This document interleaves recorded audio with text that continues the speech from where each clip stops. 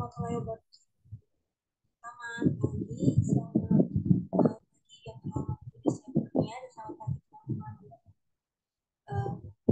kalian. Kami dari kelompok 3 presentasikan hasil diskusi kami mengenai sumber dana Bank. Next.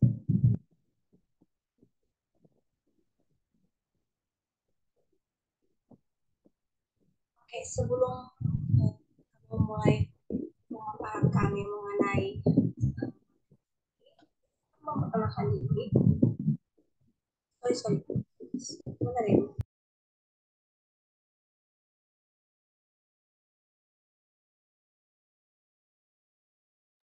Apakah suara saya sudah jelas? Sudah, naik. Oke, terima kasih sebelumnya. Izin melanjutkan sebelum memulai pemaparan kami, sehingga saya untuk memperkenalkan diri. Dari kelompok 3 ada saya sendiri, Dwi Rani Putri, ada Lina sebagai moderator, ada Afia Aulia, ada Diva Sesalbila, ada Maya Suari Putri, ada Julita Pematasari, ada Siti Taslia, dan Tubagus Alfari. Next. Oke, untuk pemaparan materi hari ini ada beberapa materi yang akan dibahas. Yang pertama, bank itu memiliki sumber dana yang berasal dari bank itu sendiri. Lalu ada dana yang dihimpun atau berasal dari masyarakat, dan juga ada dana yang didapat oleh bank berdasarkan lembaga lain. Baik, next. Oke, untuk penjelasan selanjutnya akan dijelaskan oleh rekan saya. Silahkan. Ya, yang pertama ada pengertian sumber-sumber dana bank. Yang dimaksud dengan sumber-sumber dana bank adalah usaha bank dalam menghimpun dana untuk membiayai operasinya. Dana untuk membiayai operasinya dapat diperoleh dari berbagai sumber, dan perolehan dana ini tergantung pada bank itu sendiri, apakah secara pinjaman atau titipan dari masyarakat, atau dapat pula diperoleh dengan modal sendiri, yaitu dengan mengeluarkan atau menjual saham. Next. Sumber-sumber dana bank di sini ada 3. Yang pertama ada dana yang bersumber dari bank itu sendiri. Yang kedua ada dana yang berasal dari masyarakat luas. Dan yang terakhir ada dana yang bersumber dari lembaga lainnya.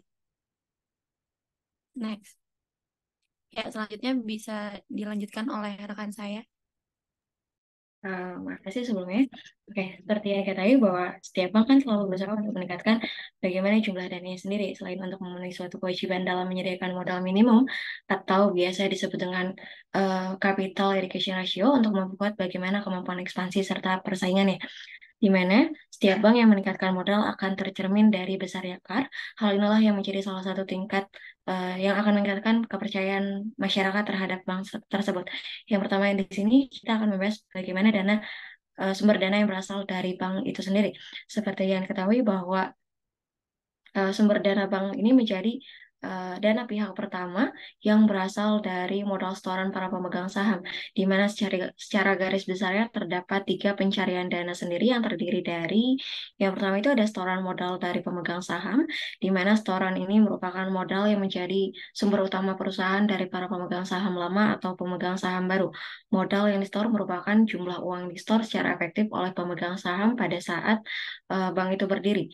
Bank mencari tambahan modal dengan cara apabila saham dalam portfolio belum habis terjual, sedangkan kebutuhan dana masih diperlukan, maka pencariannya dapat dilakukan dengan menjual saham kepada para pemegang saham lama. Akan tapi apabila suatu perusahaan memiliki tujuan atas ekspansi, maka perusahaan dapat mengeluarkan saham baru dan jual saham baru tersebut di pasar modal. Yang kedua di sini ada cadangan bank, di mana cadangan bank ini berasal dari laba yang setiap tahunnya dicadangkan oleh bank sementara waktu belum digunakan, di mana cadangan laba ini sebagian dari laba bank yang disisihkan dalam bentuk cadangan modal atau cadangan lainnya yang akan dipergunakan untuk menutupi timbulnya resiko di kemudian hari, di mana cadangan ini sebenarnya dapat diperbesar apabila ditingkatkan atau bank itu mampu untuk meningkatkan labanya. Yang ketiga di sini ada laba bank yang belum dibagi, di mana laba bank yang belum dibagi merupakan laba tahunan berjalan, tapi belum dibagikan kepada para pemegang sahamnya, di mana pemegang saham memiliki hak sepenuhnya terhadap keputusan penggunaannya melalui rapat umum pemegang saham atau RUPS. Oke, terima kasih. Selanjutnya, untuk pemaparan materi hari ini, ada beberapa materi yang akan dibahas. Yang pertama, ada pengertian sumber dana bank. Yang kedua, ada dana yang dihimpun atau berasal dari bank itu sendiri. Lalu ada dana yang didapat oleh bank berdasarkan lembaga lain. Baik, next. Oke, untuk Selanjutnya ada dana yang berasal dari masyarakat atau product funding. Next slide. Yang pertama ada simpanan giro atau demand deposit. Next slide.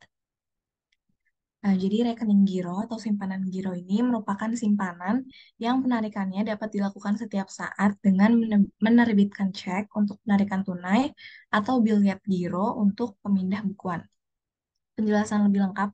Yang pertama, cek itu perintah tak bersyarat untuk membayar sejumlah uang tertentu pada saat penyerahan atas beban rekening penarikan cek. Jadi, cek giro ini dapat diserahkan ke bank untuk diganti dengan uang tunai sebesar nominal yang tertera pada cek tersebut. Yang kedua, biliet giro. Biliet giro ini merupakan perintah untuk memindah bukukan sejumlah bank tertentu atas beban rekening bank yang penarikannya pada tanggal tertentu pada pihak yang tercantum. Ya, jadi maksudnya biliet giro ini bisa dicairkan secara tunai dengan cara pemindah bukuan ke rekening nasabahnya. Jadi terus pemindah bukuan ini harus dilakukan sesuai dengan tanggal yang tertera pada biliet giro tersebut. Yang ketiga ada jasa giro. Jasa giro merupakan imbalan yang diberikan pada giran atas sejumlah saldo giro yang mengendap di bank. Maksudnya dengan jasa giro ini merupakan manfaat atau benefit yang didapatkan oleh nasabah ketika ada dana yang mengendap dalam rekening gironya. Selanjutnya akan dijelaskan oleh Julita. Nah, selanjutnya ada simpanan tabungan atau saving deposit. Jadi, menurut Undang-Undang Perbankan Nomor 10 Tahun 1998, simpanan yang penarikannya hanya dapat dilakukan menurut syarat-syarat tertentu yang disepakati, tetapi tidak ditarik dengan cek, biliet giro atau alat lainnya yang dipersamakan dengan itu. Besarnya bunga dan setoran awal simpanan tabungan di setiap bank menjadi berbeda sesuai dengan prosedur masing-masing bank. Next. Selanjutnya ada sarana penarikan tabungan, yaitu ada 3. Yang pertama itu buku tabungan. Buku tabungan yang dipegang oleh nasabah, di mana berisi catatan-catatan saldo tabungan, transaksi penarikan, transaksi penyetoran, dan pembebanan yang mungkin terjadi. Yang kedua itu ada selip penarikan. Di sini mohon maaf salah ya. Jadi slip penarikan itu merupakan formulir penarikan di mana nasabah cukup menulis nama, nomor rekening, jumlah uang serta tanda tangan nasabah untuk menarik sejumlah uang. Yang ketiga itu ada kuentasi. Kuentasi itu bukti penarikan yang dikeluarkan oleh bank yang fungsinya sama dengan slip penarikan. Selanjutnya akan dijelaskan oleh teman saya. Oke, selanjutnya ada simpanan deposito. Deposito juga merupakan program simpanan sejenis investasi sederhana dari bank yang menjanjikan suku bunga tetap dengan jangka waktu tertentu. Tapi berbeda dengan simpanan sebelumnya, kalau deposito ini pencairannya hanya dapat dilakukan pada jangka waktu tertentu dan syarat-syarat tertentu. Dan menurut Undang-Undang Perbankan Nomor 10 Tahun 1998 yang dimaksud deposito yang sudah saya jelaskan tadi juga merupakan simpanan yang dilakukan pada jangka waktu tertentu menurut perjanjian antara penyimpan bank dengan suku bunga yang dibayarkan tergantung dengan prosedur bank masing-masing bank. Oke, next. Oke, selanjutnya akan dijelaskan oleh teman saya. Silakan Mahes. Oke, nah jadi jenis-jenis deposito itu ada 3. Yang pertama ada deposito berjangka, yaitu deposito yang diterbitkan menurut jangka waktu tertentu. Nah, jangka waktu deposito biasanya bervariasi mulai dari 1, 2, 3, 6, 12, 18 bulan sampai dengan 24 bulan. Nah, deposito berjangka dapat ditarik setiap bulan atau pada saat jatuh tempo, baik tunai maupun non-tunai dengan cara pemindah bukuan. Kemudian yang kedua itu ada sertifikat deposito, yaitu deposito yang diterbitkan dalam jangka waktu 2, 3, 6 bulan, dan 12 bulan. Nah, sertifikat deposito diterbitkan atas unjuk dalam bentuk sertifikat dan dapat diperjualbelikan atau dipindah tangankan kepada pihak lain. Nah, pencairan bunga sertifikat deposito ini dapat dilakukan di muka, baik tunai maupun non-tunai. Oke, kemudian yang terakhir itu ada deposit on call. Deposit on call merupakan deposito yang berjangka waktu minimal 7 hari dan paling lama kurang dari 1 bulan. Nah, diterbitkan atas nama dan biasanya dalam jumlah yang besar, misalnya 50 juta rupiah. Nah, pencairan bunga dilakukan pada saat pencairan deposito on call. Sebelum deposit on call, dicairkan terlebih dahulu 3 hari sebelumnya. Oke, besarnya bunga biasanya dihitung per bulan dan biasanya untuk menentukan bunga dilakukan negosiasi antara nasabah dengan pihak bank. Oke, next.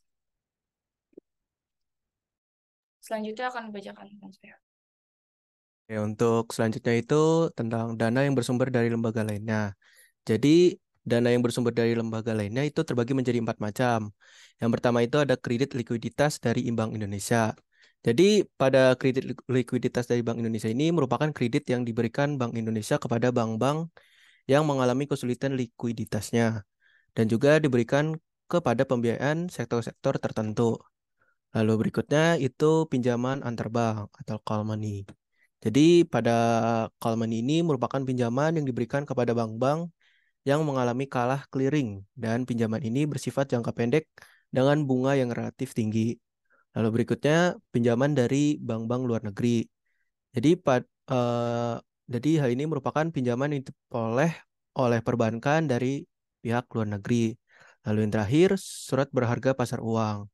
Jadi dalam hal ini pihak perbankan menerbitkan SPBU kemudian diperjualbelikan kepada pihak yang berminat baik perusahaan keuangan maupun non keuangan. Oke, slide berikutnya. Saya kembalikan kepada ke moderator. Terima kasih. Baik, demikian pemaparan dari materi kami hari ini. Mungkin sedikit untuk meresum dari pemaparan materi hari ini bahwa sumber dana bank itu berasal dari bank itu sendiri dengan pemilik saham lama dapat menentukan nama pemberi saham yang diperoleh oleh perusahaan tersebut, lalu ada cadangan bank dan laba bank yang dibagi. Namun selain itu juga bank dapat menghimpun dana dari masyarakat melalui simpanan giro, simpanan tabungan, dan juga simpanan deposit. Dan selain dari menghimpun dana dari bank itu sendiri dan juga dari masyarakat, bank juga dapat menghimpun dana atau memiliki sumber dana dari lembaga lainnya seperti kredit likuiditas dari Bank Indonesia, pinjaman antar bank, pinjaman dari bank-bank luar negeri, dan surat berharga pasar uang. Mungkin sedemikian jauh pemaparan dari kelompok 3. Apakah ada yang ditanyakan? Oke, terima kasih kepada kelompok yang presentasi sudah memberikan pemaparan yang baik ya, menjelaskan materi hari ini. Mungkin kita masuk langsung ke sesi diskusi dan tanya jawab. Kepada mahasiswa ingin bertanya, boleh raise hand, kemudian langsung mengajukan pertanyaannya. eh, Disampaikan kepada kelompok yang presentasi, nanti kita diskusi bareng-bareng. eh, saya akan menambahkan. Kelompok yang presentasi, pertanyaannya dari teman-temannya dicatat ya. Kemudian ditampilkan, biar saya juga bisa baca pertanyaan teman-temannya. Ini udah ada 1, 2, 3, 4, 5. Udah ada Giovanni, Made, Julita, Nabilah, sama Salma. Silahkan Giovanni. Baik, Ibu. Terima kasih. Terima kasih juga kepada kelompok penyaji atas penjelasannya. Saya ingin bertanya mengenai saving deposit tadi ya. Sudah dijelaskan saving deposit itu simpanan yang penarikannya hanya dapat dilakukan menurut syarat-syarat tertentu yang disepakati. Nah, pertanyaannya itu bagaimana resiko yang terkait dengan saving deposit, terutama terkait dengan resiko inflasi. Mungkin itu aja. Terima kasih. Itu pertanyaan dari Gio. Selanjutnya pertanyaan dari Made Tiara. Silahkan. Baik, terima kasih atas waktunya. Sebelumnya mohon maaf Ibu, izin off cam karena kalau on cam terkendala sinyal. Baik, izin bertanya. Tadi kan ada sama ya dijelasin tentang saving deposit. Nah, di sana kan ada syarat-syarat tertentu. Nah, boleh nggak disebutin satu aja contoh syarat untuk melakukan deposit itu? Dan juga gimana sih pendapat dari kelompok kalian? Menurut kalian kenapa syarat yang kalian sebutin itu harus ada di persyaratan deposit? Kayak gitu. Terima kasih. Oke, selanjutnya Julita. Baik, terima kasih Ibu. Pertanyaan saya tadi kan ada deposit on call. Nah, di deposit on call itu dia bilang batas penarikannya itu 7 hari sampai di bawah 1 bulan. Nah, untuk pene- pe- penetapan bunganya kan dia bilang per bulan, Bu. Untuk apa dia apa langkah-langkah penarikan bunganya bagaimana ya, Bu? Karena dia bilangnya di bawah sebulan, tapi pengenaan bunganya dalam sebulan. Oke. Eh, Selanjutnya, Oke, baik. Terima kasih untuk kesempatannya. Terima kasih untuk para penyaji yang telah menyajikan materinya. Saya ingin bertanya mengenai deposito juga. Jadi, apakah uang pada deposito dapat diambil sebelum tempo tanggalnya? Kalau bisa, kira-kira apa dampak bagi nasabah yang bersangkutan? Terima kasih. oke, terima kasih Nabila atas pertanyaannya. Selanjutnya Salma. Silahkan Salma. Oke, terima kasih buat kelompok yang sudah memberikan materi. Saya ingin bertanya, pada PPT kan tadi ada tuh sumber-sumber dana bank. Yang pertama itu ada dana yang bersumber dari bank itu sendiri. Pertanyaan saya itu, bagaimana bank mengelola sumber dana mereka untuk menjaga keseimbangan antara pendanaan dan pinjaman yang mereka berikan kepada nasabah? Terima kasih. Sudah, tadi Ya. ada beberapa pertanyaan ya. Boleh diketik, kemudian ditampilkan di layar, biar teman-teman yang lain bisa baca juga. Mungkin ada yang mau menambahkan. Terus nanti juga saya juga bisa baca. Kita kasih waktu kepada kelompok yang presentasi untuk diskusi sekitar 6 menit cukup, sambil saya absen ya. Absen. Tadi belum saya absen kan?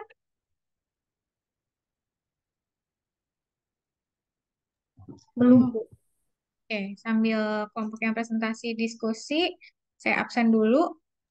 eh Julita Permatasari, Hadir, Bu. Titi Taslia, enggak ada. Keisha Nabila, Tita Taslia hadir, Bu. oke. Ibu, Keisha Nabila, ada. Muhammad Anwar Apriansyah, enggak ada.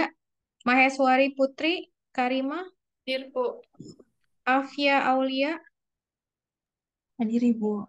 Mentari Sesariski, hadir Bu. Nita Oktaviana, Hadir Ibu. Salma Rahmadani, Hadir, Ibu. Amelia Salsa Sabila, Hadir, Ibu. Raflian Syah Putra, Hadir, Bu. Farhan Fadilah Siregar, Bu. Julita, Hadir, Bu. Taski Aulia, Hadir, Bu.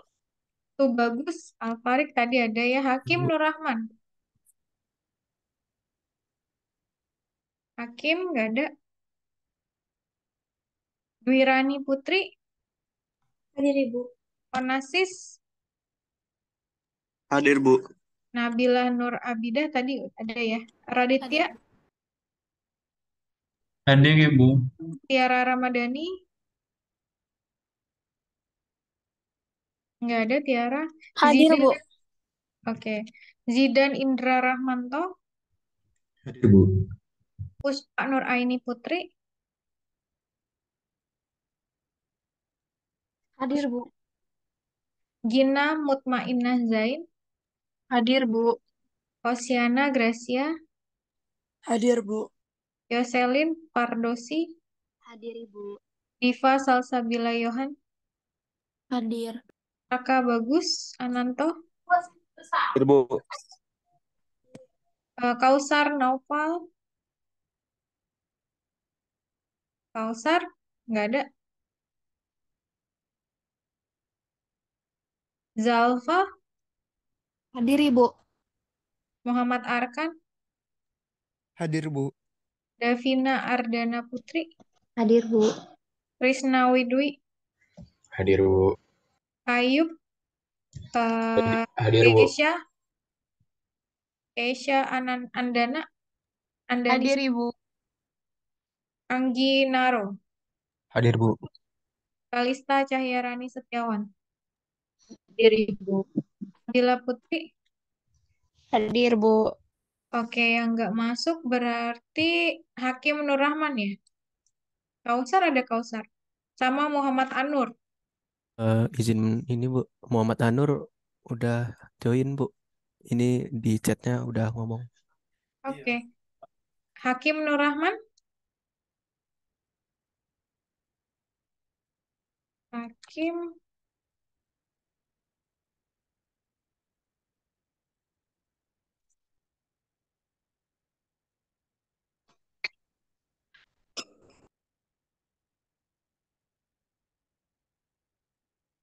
Oke, saya lanjut ke kelas yang selanjutnya. Bernardus Evandito. Nggak ada. Andre Kurniawan. Hadir Bu. David Dick. Hadir Bu. Asti Febrianti. Hadir Bu. Muhammad Ramadan Putra. Nggak ada. Erika Ustari. Hadir Bu. Maria Lorenza. Hadir Bu. Muhammad Said Solahuddin. Hadir Bu. Putri Salsabila. Hadir Bu. Aisyah Mia. Hadir Ibu. Zikri Alamsyah. Hadir Bu. Ada. Andika Amalia. Hadir Bu. Ibnu Haiban. Hadir Bu. Mutiara Putri Ananda. Hadir Bu. Abinaya Akbar. Hadir Bu. Alaika Dwi Hermawati. Hadir Bu. Danita. Hadir Bu. Muhammad Fikri Eka Saputra. Hadir Bu. Ivan Fadilah Syakib. Hadir Bu. Salwa Nur Malina. Hadir Bu. Eka Faradila Yasmin. Nggak ada. Alma. Eka. Alma hadir Ibu. Brenda. Brenda nggak ada. Hadir Bu. Gustiar Rizky Hadir Bu. Hadir Ibu. Iken. Iken hadir Bu. Rizal Ramdhani. Hadir Bu. Arik Yusron Fatoni. Nggak ada. Tiara Dwi Puspita. Hadir Bu.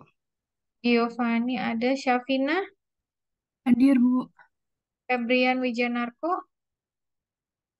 Hadir Bu. Salsabila Putri Firmansyah. Hadir Ibu. Zahrani Denisa. Hadir Ibu. Putri Tahta Nadia. Hadir Bu. Dito Habib Yuda. Hadir Bu. Made Tiara Diva tadi ada. Raffi Raditya. Hadir Bu. Gina Nurliana. Hadir Bu. Muhammad Farhan. Hadir Bu. Julio Matthew. Hadir Bu. Lika Putri. Hadir Bu. Ezra Patricia. Hadir Bu. Sofiani Fitris. Melvi hadir Bu. Kurniati. Hadir Bu. Kurniati.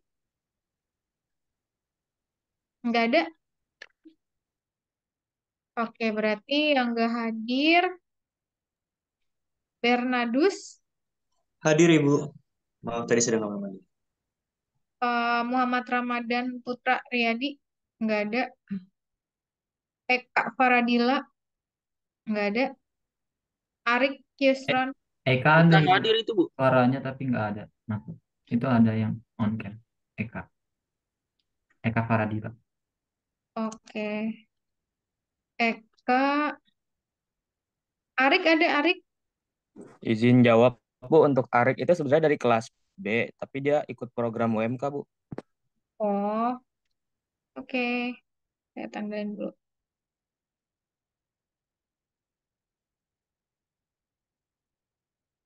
Kurniati ada ya? Berarti yang nggak hadir cuma Muhammad Ramadan Putra Riyadi ya. Di kelas satunya yang nggak hadir, Hakim.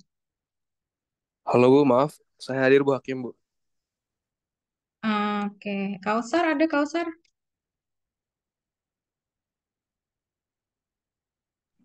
Izin jawab Bu, tadi Kausar kabarin di grup itu Bu apa lagi ke kampus soalnya yang tadi Ibu panggil buat ke kampus katanya ada urusan urgent Bu. Iya, iya. Oke, oke sip. Eh, Pertanyaannya boleh di-share? Ini udah saya absen semuanya. Pertanyaannya boleh di-share?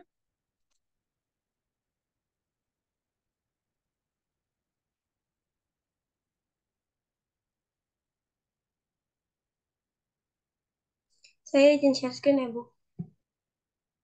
Ya, silakan.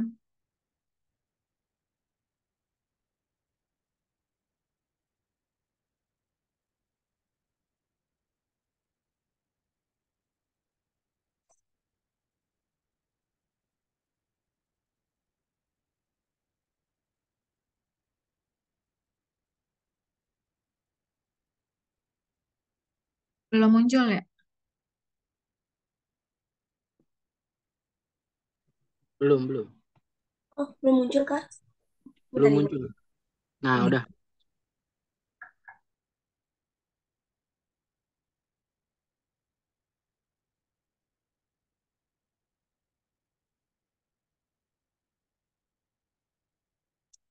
Bentar sih. Brenda bukan udah saya absen tadi. Oke. Kita lanjut ke sesi diskusi. Ini udah ada 5 pertanyaan dari teman-temannya. Pertanyaan pertama, bagaimana risiko tabungan deposito kaitannya dengan inflasi yang terjadi? Itu pertanyaannya Gio ya. Kemudian syarat dalam saving deposito. Kenapa syarat tersebut penting? Yang ketiga, deposit on call. Pengenaan bunganya dalam 1 bulan, gimana proses penarikan bunganya? Eh, yang keempat, bagaimana bank mengelola sumber dana mereka untuk menjaga keseimbangan antara pendanaan dan pinjaman yang diberikan kepada nasabah. Yang kelima, apakah uang pada deposito dapat diambil sebelum jatuh tempo? Oke, pertanyaan yang pertama, siapa yang mau coba jawab? Risiko, nih, sorry. Ini karena agak gatal ya. Yang baku itu risiko, bukan resiko. Ini nanti kalau kalian bikin skripsi yang ngecek saya salah ini. Kalau nulis baku ya, bakunya tuh risiko. Karena dari serapan risk, bahasa Inggris kan, risk gitu. Terus kalau hutang itu bakunya utang tanpa hak. Jadi bakunya itu utang tanpa hak gitu. Jadi bagaimana risiko tabungan deposito kaitannya dengan inflasi?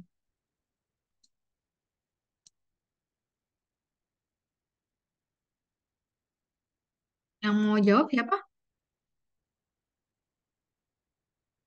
Atau masih butuh waktu untuk diskusi?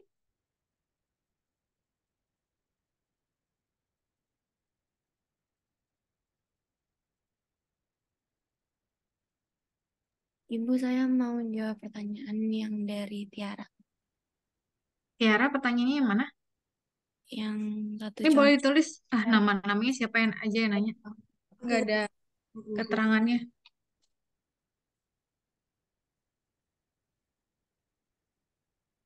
Pertanyaannya Tiara yang mana?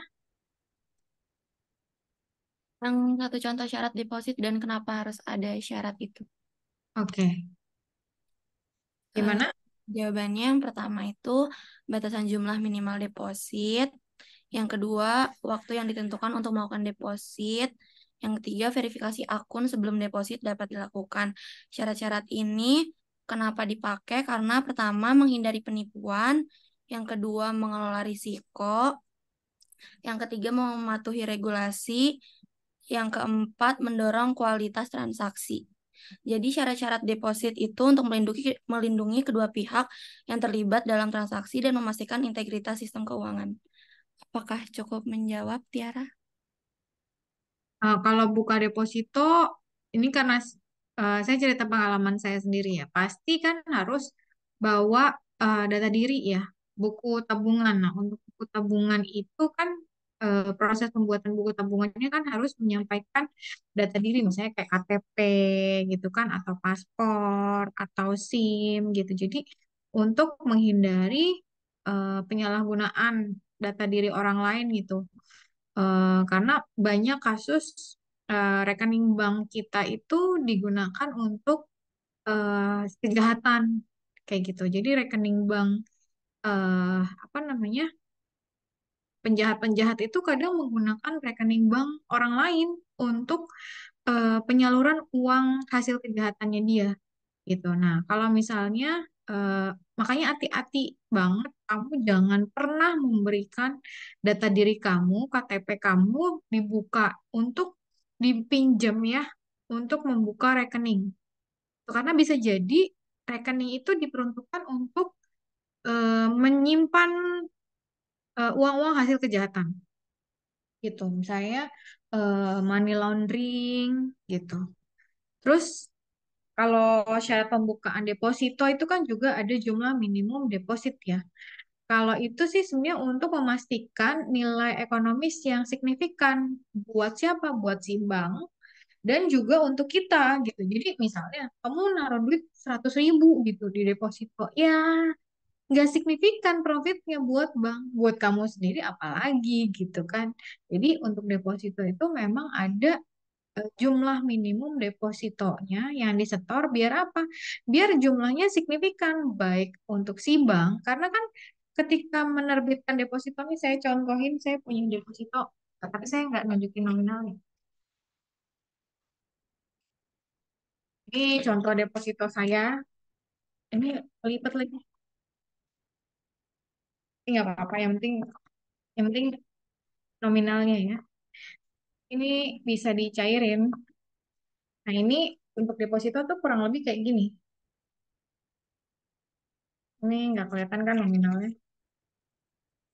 Kayak gini. Jadi ini namanya biliet deposito. Nah, di biliet deposito ini ada jumlah minimumnya, ada bunganya.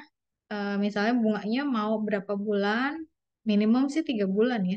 3 bulan biar apa? Biar nilainya signifikan. Jadi untuk setiap deposito itu kan kali si bank itu menerbitkan ini. Nah ini kan ada biayanya kan. Jadi daripada menerbitkan biliet deposito yang nominalnya kecil-kecil gitu ya, 100.000, tapi kosnya ini sama gitu sama yang 1 juta atau yang 50 juta gitu kan, ya udah ada batas minimum jumlah depositonya. Kemudian deposito itu juga pasti ada apa? Di sini tuh ada jangka waktu. Ini jangka waktunya tadi saya bilang eh, berapa bulan gitu. Nah, ini eh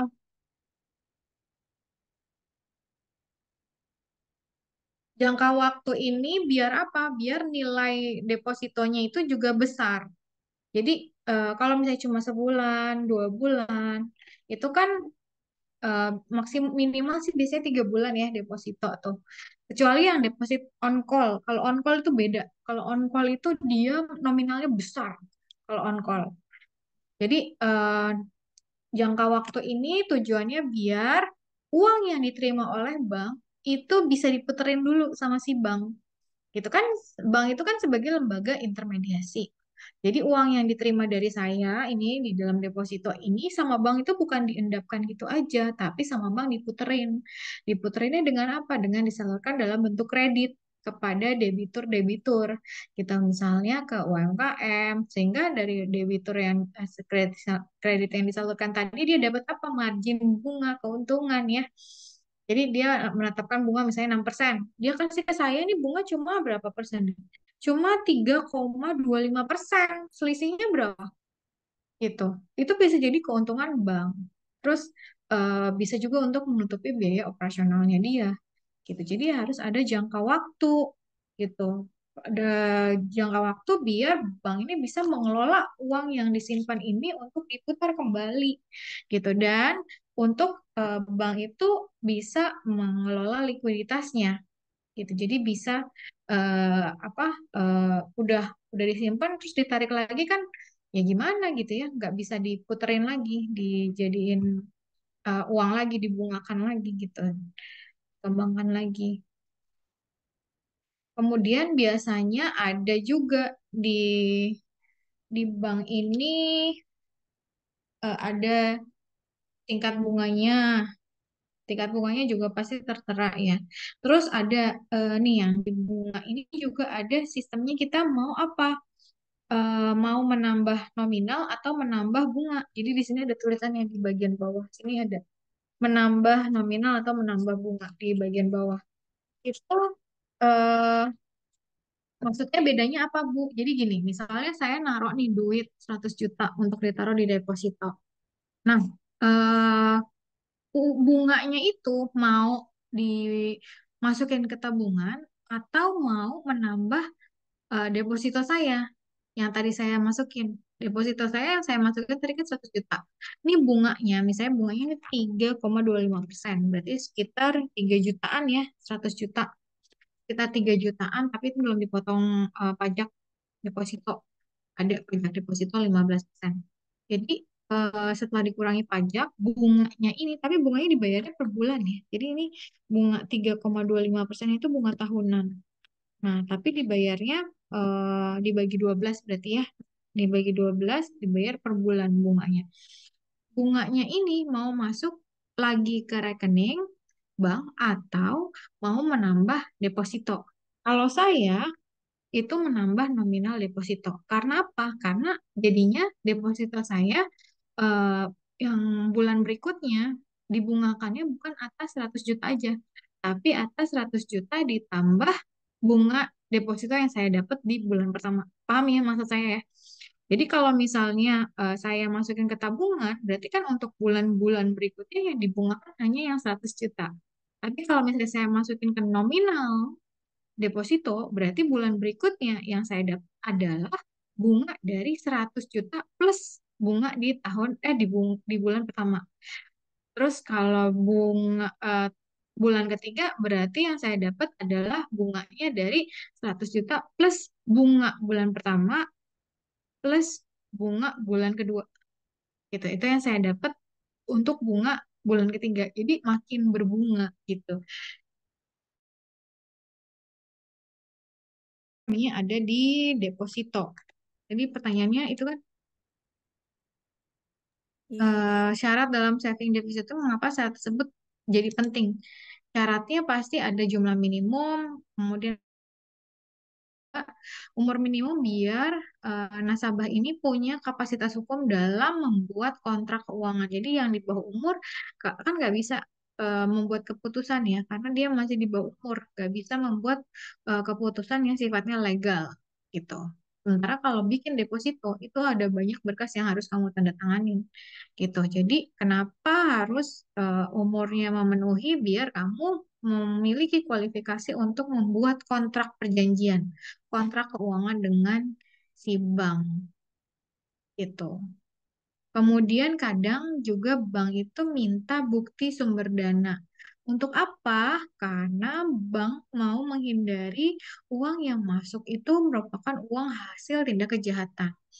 Harus jelas asal-usul dananya. Dari mana nih uang? Tiba-tiba nih saya seorang PNS, tiba-tiba saya masukin duit 5 miliar gitu. Yang jelas-jelas tiap bulannya gaji saya berapa, yang nggak mungkin tiba-tiba ujung-ujung saya bisa punya uang atau 5 miliar 5 miliar dalam waktu yang singkat gitu. Padahal pekerjaan saya hanya sebagai seorang pegawai tanpa usaha. Itu kan di luar eh, logika ya, kecuali saya punya usaha gitu. Jadi itu tujuannya untuk menghindari yang disimpan di bank adalah untuk tujuan money laundry atau tindak kejahatan. Gitu Tiara. Baik, terima kasih Bu jawabannya. Oke, pertanyaan selanjutnya siapa?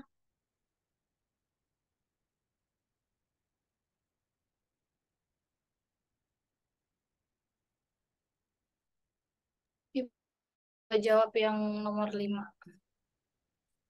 Apakah uang pada deposito dapat diambil sebelum tempo tanggalnya? Kalau bisa, apa dampak bagi nasabah? Nah, jadi seperti yang tadi dijelaskan, kan kalau deposito itu memiliki jangka waktu tertentu yang disepakatin ya antara selama periode tersebut. Nah, dana yang ditempatkan dalam deposito itu nggak bisa diambil sebelum tanggal jatuh tempo.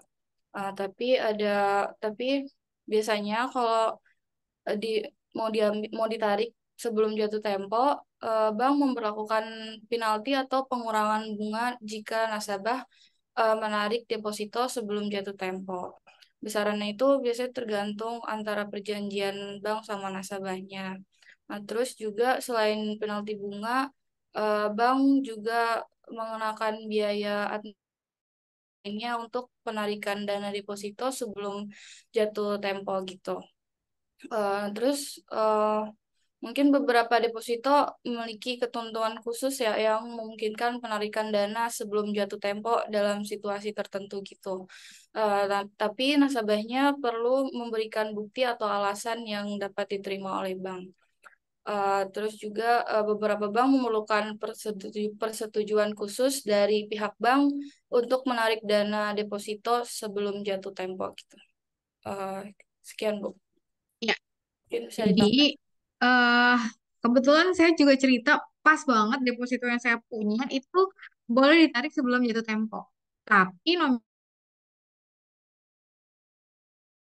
waktu jatuh tempo untuk deposito itu ada yang 3 bulan, 6 bulan, 1 tahun gitu kan. Nah, tapi ada beberapa bank yang punya fitur deposito di mana kamu bisa menarik deposito kamu tanpa kena penalti. Tuh, kalau misalnya diambil sebelum jatuh tempo, memang aturannya di mana-mana pasti kena penalti. Gitu. Penaltinya kayaknya sekitar 1% deh dari nominal depositonya. Nah, tapi kalau misalnya kayak yang tadi saya bilang, yang deposito yang saya ambil, itu deposito Merdeka di Bank KB Bukopin. Dia itu bisa diambil kapanpun, walaupun belum jatuh tempo, dan tidak kena penalti. Tapi ada minimum apa namanya nominalnya gitu. Jadi tiap-tiap bank itu punya aturannya tergantung produk yang ditawarkan. Biasanya kalau misalnya nggak ada apa namanya penalti untuk jatuh tempo tadi nominalnya besar. Terus yang deposit on call ini bisa juga cair sebelum jatuh tempo dan nggak kena penalti. Tuh. Tadi siapa yang jawab? Saya Bu Mahes, Bu. Mahes. Sebentar Mahes. Tadi sebelumnya yang jawab siapa? Diva, Bu. Diva Salsabila. Oh. Salsabila Yohan. Oke. Pertanyaan selanjutnya dari siapa? Dan siapa yang mau coba jawab? Izin jawab yang Julita ya Bu, yang nomor 3. Oke. Oke, pertanyaan itu kan deposit on call pengenaan bunga dalam 1 bulan, gimana proses penarikannya? Kalau misalnya bunganya nyicil dalam 1 bulan dan masa penarikannya maksimal di bawah 1 bulan. Yang tadi udah dijelasin, kalau misalnya dalam deposit on call, pengenaan bunga itu biasanya dihitung setiap bulan, tapi ada syaratnya yaitu minimal selama 7 hari, tapi maksimalnya selama 1 bulan. Jadi artinya ini kalau misalnya narik dananya sebelum 7 hari, itu kemungkinan dapetin bunga yang bentar. Kalau misalnya mutusin ambil dana sebelum 1 bulan berakhir, maka bunga yang dihitung itu berdasarkan tingkat suku bunga yang telah disepakati untuk 1 bulan penuh. Bunganya itu berdasarkan tingkat suku bunga tahunan. Kalau misalnya menarik dana setelah 15 hari, maka bunga yang akan diterima itu akan dihitung berdasarkan suku bunga tersebut selama 15 hari, di mana kemudian bank akan menghitung bunga yang didapatkan berdasarkan saldo depositonya selama periode yang telah disimpan. Bunga ini akan dihitungkan berdasarkan yang telah disepakati. Bunganya akan ditransfer ke rekening atau ditambahin ke saldo depositonya. Tapi tergantung sama kebijakan banknya. Makasih. Gimana sih? Udah kejawab atau belum? Oke, deposit on call ini kan deposito yang memang kelebihannya itu adalah di fleksibilitasnya dalam hal penarikan dana. Biasanya kalau deposit on call ini nasabah itu bisa mengambil dana atau menarik dana mereka kapan aja, tapi sesuai dengan persyaratan dari bank atau lembaga keuangan yang menerbitkan deposito tersebut. Nah, untuk penarikan dana ini bisa beberapa hari hingga beberapa minggu tergantung peraturan dari di bank tersebut. Tadi dibilangnya minimal 1 minggu ya, tapi sebenarnya enggak juga sih. Kadang bisa juga kurang dari 1 minggu, kurang dari 7 hari bisa juga ditarik gitu. Jadi deposit on call ini memang agak khusus ya. Jadi dia punya karakteristik karakteristik khusus, apalagi kalau nominalnya besar. Nominalnya besar itu beberapa hari aja kamu udah bisa dapat bunga banyak gitu. Dari penarikan dana yang sifatnya jatuh temponya pendek. Biasanya tadi ya, kurang dari 1 bulan tuh kalau deposit on call, tapi nominalnya besar. Tapi tingkat bunga di deposit on call ini biasanya lebih rendah daripada tingkat bunga pada deposito yang biasa, deposito berjangka yang jangka waktunya lebih lama. eh Kelebihan dari si deposito on call ini tadi fleksibilitas, kemudian likuiditasnya tinggi ya. Jadi kamu bisa kapan aja akses kalau kalau pas kamu lagi butuh. Biasanya ini dipakai sama korporat.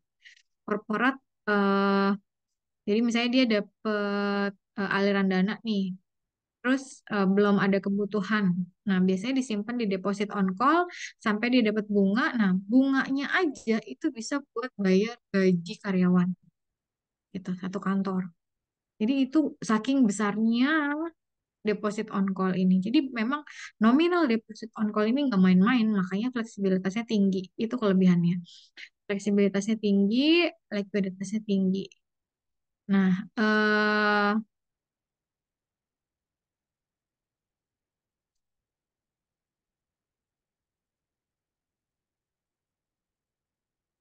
kalau untuk kebijakan, biasanya sih masing-masing bank ini beda ya. Untuk deposit on call, kadang ada yang pakai penalti, ada yang enggak. Cuma kalau umumnya deposit on call ini yang dijual adalah fleksibilitas dan likuiditasnya.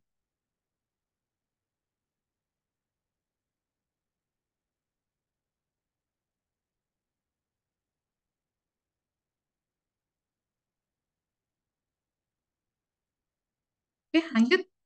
Pertanyaannya siapa? Nah, Ibu, saya mau jawab pertanyaan Tunggu, Salma. tadi yang jawab siapa? Siti Taslia, Bu. Siti Taslia. Oke. Ini yang jawab siapa? Afia Aulia. Iya, sebentar. Takut saya lupa masukin poinnya.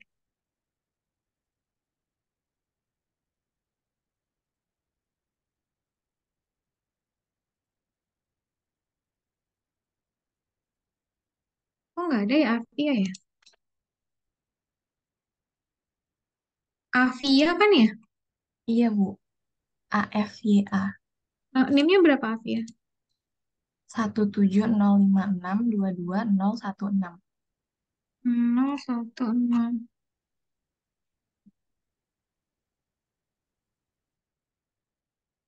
016. Kok nggak ada di sini ya? 01. Hmm, hmm. Oh, ada Afia. Saya masukin Afia. Afia. Oke, silakan Afia. Jadi Afia mau jawab pertanyaan siapa? pertanyaan Salma Ibu yang nomor 4. Oke, silakan.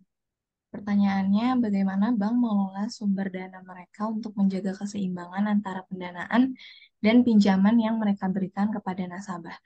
Jadi dalam mengelola sumber dana, bank itu melakukan sistem yang namanya manajemen dana bank. Jadi manajemen dana bank ini, bank itu memilih dan mengelola sumber dana yang mereka miliki. Terus dalam melakukan manajemen dana bank, ada beberapa strategi yang mereka lakukan. Yang pertama itu, bank membangun dan memelihara hubungan dengan nasabah. Terus bank memberikan insentif kepada nasabah. sehingga nasabah bisa menerima suku bunga yang lebih tinggi. Terus yang ketiga ada bank bisa melakukan pertemuan rutin dengan antar perwakilan-perwakilan bank. Jadi dengan melakukan manajemen dana bank sama melakukan strategi-strategi tadi, bank harus bisa memastikan kalau mereka punya dana yang cukup untuk memberikan pinjaman ke nasabah sambil menjaga stabilitas dana atau stabilitas keuangan yang mereka punya. Eh, Sekian dari saya, Bu. Oke. Bank kan bank itu sebagai lembaga intermediasi. Dia menerima eh, simpanan DPK. DPK itu apa? DPK itu dana pihak ketiga. Dana pihak ketiga itu kayak dari mana? Dari tabungan, dari deposito, itu yang dihimpun dari nasabah. Itu namanya DPK, dana pihak ketiga. Untuk kemudian disalurkan dalam bentuk kredit. Nah, tapi yang sering dihadapi oleh bank adalah masalah likuiditas. Likuiditas itu ketika apa? Ketika uang nih udah disalurin nih, tapi belum ada yang balik gitu. Jadi uang-uang yang disimpan itu disalurkan semua misalnya atau sebagian dalam bentuk kredit, terus tiba-tiba kita sebagai nasabah saya mau cairin. Nah, padahal uangnya lagi disalurin. Nah, itu adalah masalah likuiditas. Jadi bank itu harus menjaga likuiditas ini di mana bank harus memiliki tadi cukup dana ya untuk memenuhi kewajiban kepada siapa? Kepada DPK tadi, dana pihak ketiga, uang yang disimpan, nasabah yang mau narik uangnya gitu dari bank. Jadi itu likuiditas di mana apa uang yang mau ditarik sama nasabah itu bisa ditarik kapan aja gitu tanpa perlu harus menunggu. Dulu saya pernah kasus ya KB Bukopin sebelum Bukopin itu diakuisisi sama KB Korean Bank, saya sempat kayak Bukopin ini sempat bermasalah, masalah likuiditas. Saya mau tarik uang saya itu nggak bisa langsung semuanya nggak bisa. Jadi mereka ibu cuma bisa narik uangnya itu 5 juta per hari. Misalnya kamu punya uang 50 juta, masa kamu mondar-mandir ke bank 10 hari ambil duit 5 juta? Kan nggak mungkin ya. Nah itu tuh masalah likuiditas. Jadi kasusnya adalah waktu itu memang kalau Bukopin memang bermasalah secara manajemen ya dan apa sampai akhirnya diakuisisi sama KB Bukopin, Korean Bank. Jadi untuk menyelesaikan masalah likuiditas tadi, biar kita sebagai nasabah, itu kan hak kita ya, orang uang kita juga kan, kita mau nyimpan, kita bisa ambil kapanpun, itu bank harus melakukan pengelolaan dana mereka agar tadi tidak terjadi masalah likuiditas. Misalnya dengan melakukan pemantauan arus kas. Jadi bank itu harus melakukan eh, pemantauan terhadap arus kas masuk dan arus kas keluar dari rekening mereka.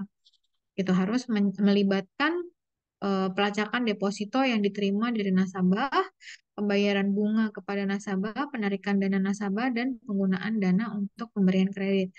Jadi bunga itu juga jangan terlalu tinggi. Nah, ini juga nih, ini yang saya temukan ya, bahwa bank-bank yang tidak terlalu terkenal, bukan bank-bank besar ya, kayak Bank BRI, Mandiri, BNI, BCA, biasanya mereka menawarkan tingkat bunga yang tinggi, khususnya deposito. Biar apa? Biar orang banyak nabung di mereka.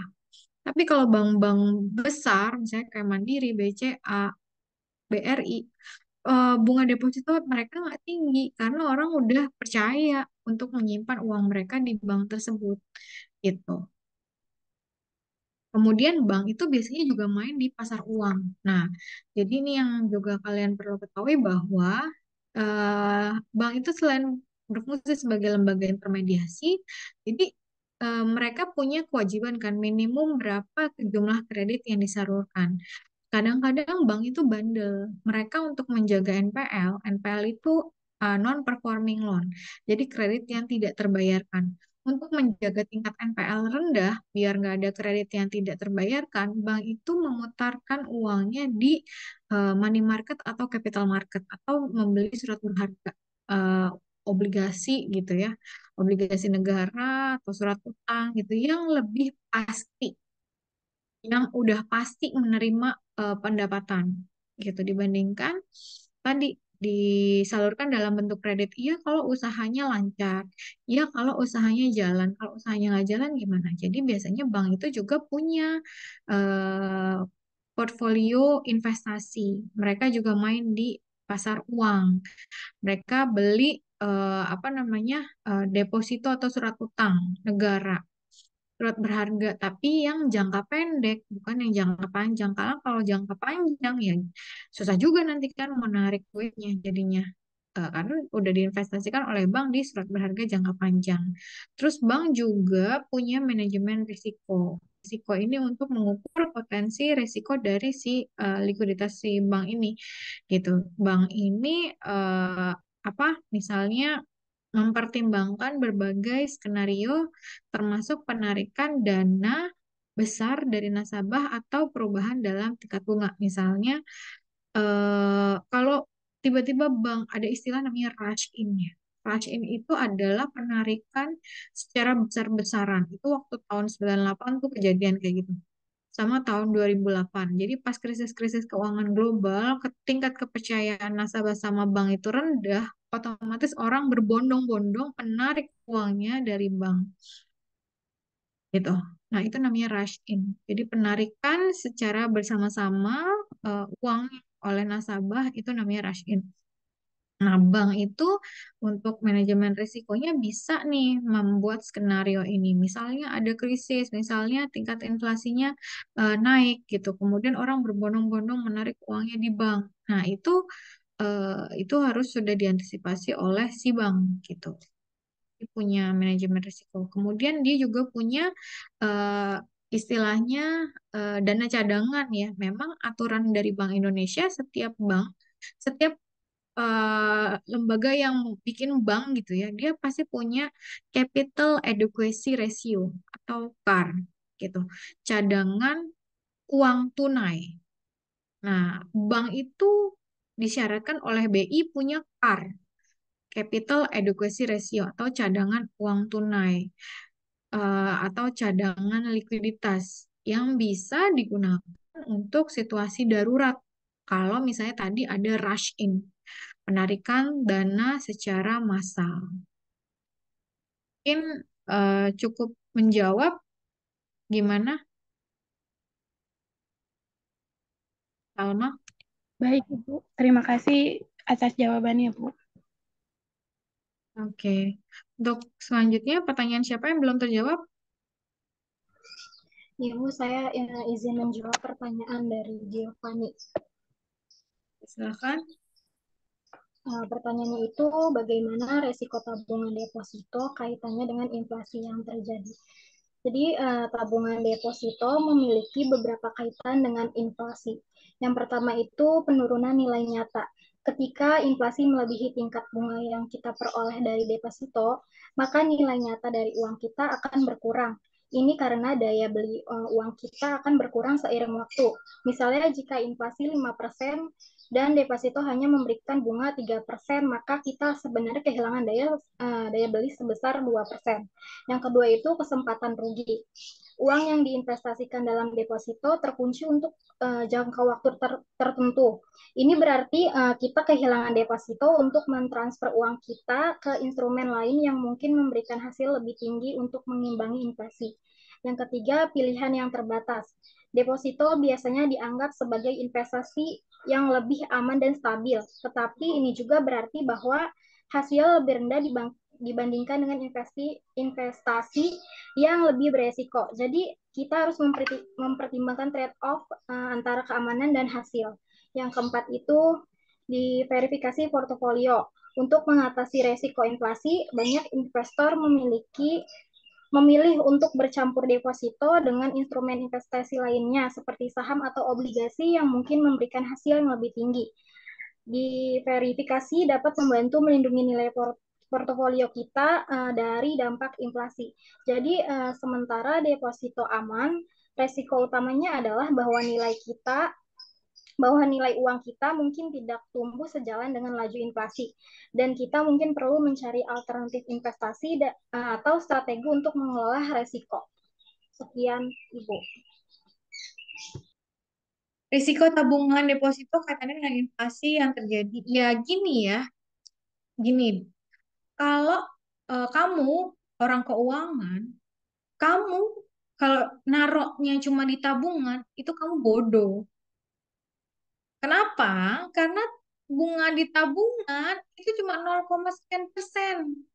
Inflasi berapa persen? Jadi uang yang kamu simpan di bank sebagai tabungan itu kalah sama inflasi. Jadi mungkin secara nominalnya sama 100 juta yang kamu simpan. Tapi 100 juta sekarang sama 100 juta tahun depan, kalau kamu nyimpennya 1 tahun ya di bank, itu kak enggak, yang bisa dibeli itu beda.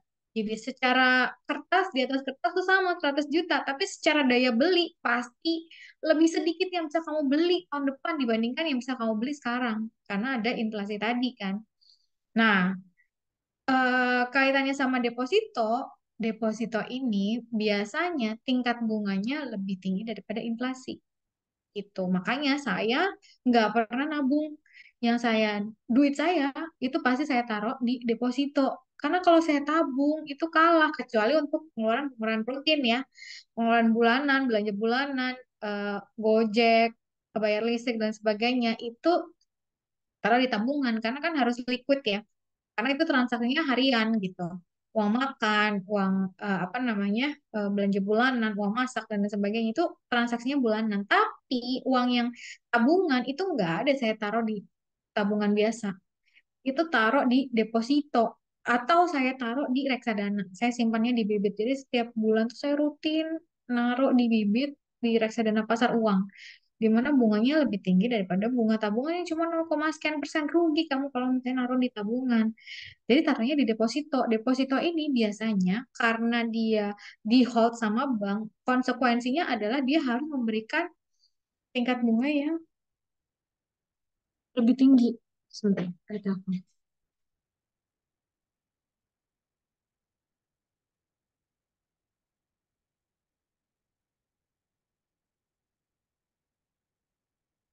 Jadi, siapa sih nelfon?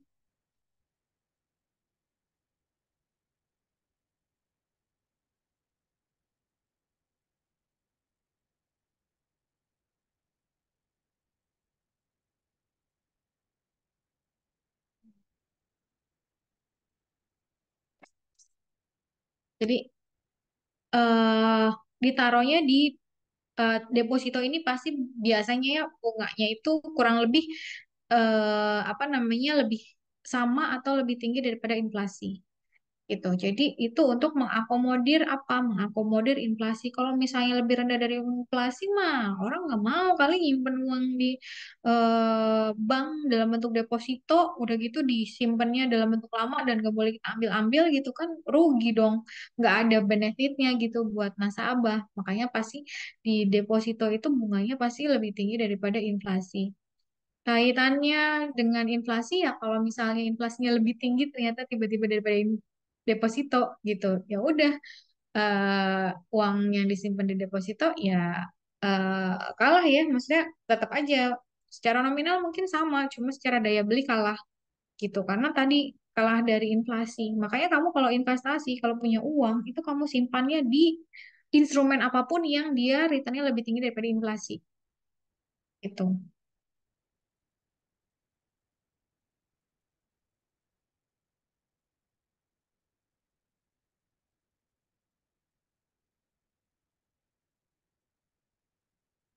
Bisa dipahami nggak kira-kira?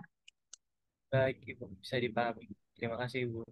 Ya, nah ini saya sedikit cerita karena saya juga maksudnya bukan cuma ngajar ya, saya mengimplementasikan itu di saya gitu. Tadi yang deposito biar saya nggak kalah-kalah banget, saya selalu uang bunganya itu masuk lagi ke nominal gitu, bukan masuk ke bunga tabungan. Jadi kan yang saya tadi cerita ya, ini kamu kalau ke CS Bank, Ibu bunganya, bunga depositonya mau masuk mana? Mau masuk nominal, menambah nominal, atau masuk ke tabungan? Kalau masuk ke tabungan kan bisa ya, disalurin ke tabungan bunga depositonya. Otomatis nominal depositonya tetap sama gitu. Tapi kalau misalnya kamu menambah nominal deposito, berarti di bulan kedua maka yang dibungakan adalah yang tadi saya ceritain. Di bulan kedua yang dibungakan adalah nominal deposito awal ditambah bunga dari bulan pertama. Dan begitu seterusnya. Itu namanya compound interest ya, bunga majemuk, bunga berbunga. Dari situ kami bisa dapat untung yang lebih tinggi daripada inflasi gitu. Bisa memanfaatkan bunga itu gitu. Bisa dipahami ya? Baik, Ibu, bisa dipahami. Selanjutnya. Oh ya, ada istilahnya juga. Jadi ini istilahnya ARO. ARO itu automatic rollover. Automatic rollover itu tadi dia langsung menggulung, menggulung ke periode-periode berikutnya bunganya. Sudah semua pertanyaannya? Sudah, Ibu.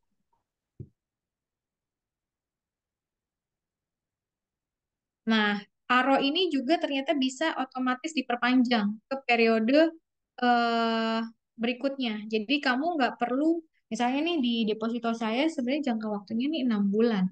Sebenarnya deposito saya ini jatuh temponya Januari 2023. Tapi saya pakainya ARO. Kalau ARO itu berarti langsung otomatis diperpanjang. Nih sampai sekarang nih sampai Oktober nih belum saya cairin depositonya karena nggak sempet-sempet ya. Jadi ya udah saya juga belum butuh banget kan, maksudnya nggak ada kebutuhan yang signifikan gitu. Udah biarin aja dibungain terus. Jadi sampai sekarang dia masih dalam bentuk deposito duitnya. Sampai kan 22 Januari ya. Berarti ini sampai 22 Oktober ini dia masih hitungannya deposito. Walaupun kalau di bill rate-nya itu 6 bulan itu cuma sampai Januari 2023. Gitu. Jadi itu ARO, automatic rollover, diperpanjang secara otomatis ke periode berikutnya kalau misalnya kita tidak melakukan pengambilan atau penarikan dana atau perencanaan ulang deposito lagi gitu. Misalnya saya tarik atau misalnya saya mau ganti nih pakai bunga yang terbaru. Sebenarnya itu kan pakai bunga yang lama ya, 3,25%. Mungkin kalau misalnya saya pakai bunga deposito KB. Kalau pakai bunga yang terbaru nih berapa ya? Soalnya yang terakhir tadi yang saya bilang itu cuma 3,25%. Kalau yang sekarang, ya,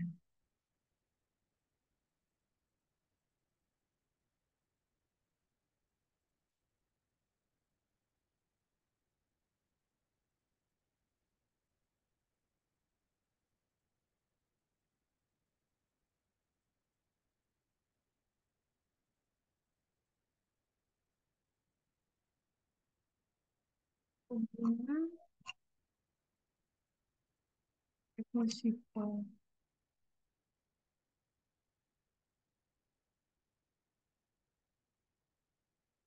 Kalau di bank itu, suku bunga depositonya itu yang ada di papan. Tahu ya, yang dipajang di bank itu di situ kan ada tingkat bunga deposito. Oh ini nih, bukan. Ini properti pinjaman KPR.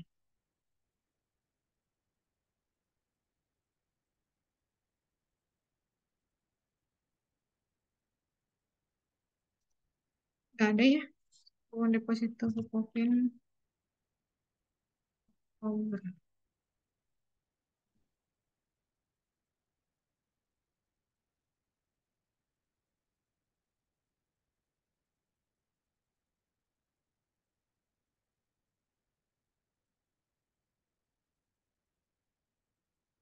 websitenya juga nggak bisa dibuka nih.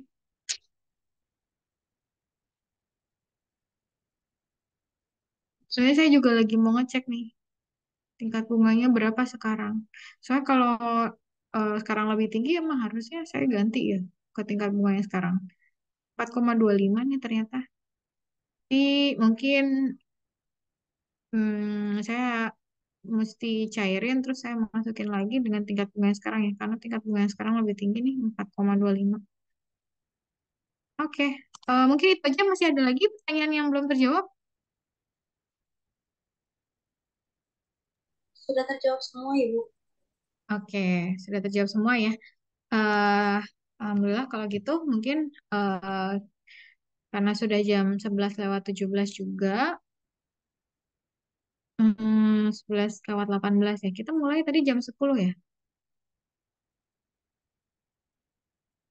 Iya, Ibu. Sebenarnya kita masih ada waktu sih ya sebenarnya. Tapi karena udah selesai atau ada presentasi dari kelompok yang berikutnya biar kita bisa apa 2 sesi hari ini. Siap nggak kelompok yang berikutnya?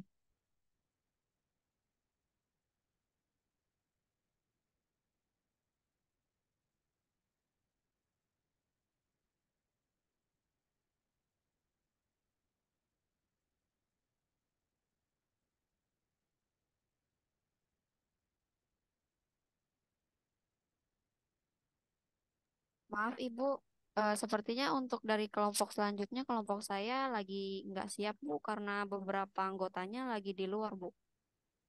Oke, ya udah. Kalau gitu kita presentasinya besok aja, pas di jamnya PIK ya. Kamis kan besok ya. Oke, kalau gitu kita akhiri aja. Ibu maaf, Ya, atas nama Muhammad Ramadan Putri Aryadi hadir Bu. Itu tadi dia dicek lupa di kelas kelas A Bu. kalau di sini sih Muhammad Ramadan. Iya. NIM-nya berapa ya? Oh, ada Muhammad Ramadan Putra Aryadi. Oke. Oke, kita akhiri sampai ketemu lagi besok ya untuk kelas pasar dan institusi keuangan. Terima kasih semuanya atas partisipasinya dan atas presentasinya dari kelompok yang presentasi. Saya akhiri. Assalamualaikum warahmatullahi wabarakatuh.